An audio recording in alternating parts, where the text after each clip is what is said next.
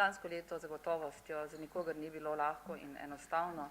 Kljub temu, da smo bili polni informacij o splošnih gospodarskih razmerah, ki so se vse močneje selile tudi v Slovenijo in na področje turistične dejavnosti, smo poslovno leto 2009 zaključili uspešno. Dosegli smo dobiček v višini 641.000 evrov. V samem turizmu in turistični dejavnosti, ki je pač mogoče v družbi Terme Maribor najbolj na očem javnosti in je seveda naša nosilna dejavnost, smo zabeležili cirka 10% manj nočitev kot leto poprej. Družba Terme Maribor v vseh letih vodi dokaj, bom rekla, uspešno razvojno politiko, ki pa ima v prvi vrsti spremlja tudi stabilnost družbe kot celote.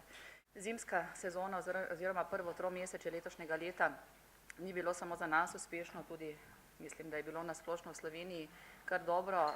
K temu je predvsem botrovala dobra zima in ker je Slovenija tudi zimsko-športna turistična destinacija, smo seveda zaradi tega v slovenskem turizmu globalno lahko bili zadovoljni z temi podatki, s katerimi razpolagamo. V Termah Maribor pa še toliko bolj.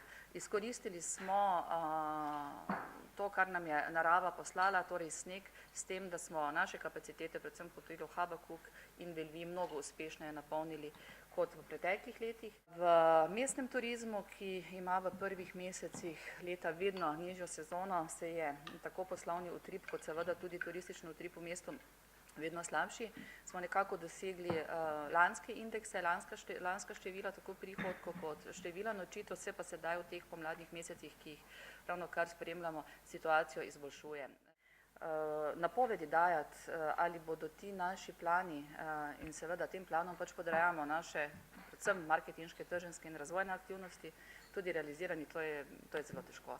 Sploh ugotavljamo nasplošno v Sloveniji, da so se navade turistov v obdobju po tej svetovni krizi kar precej spremenile.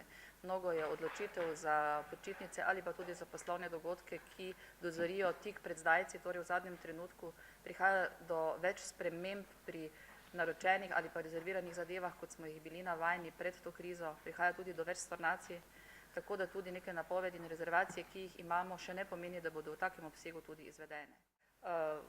Mi sledimo našemu poslovnemu načrtu, ki je bil potrjen in ta predvideva rast, kot je bila povedana, 10 do 15%.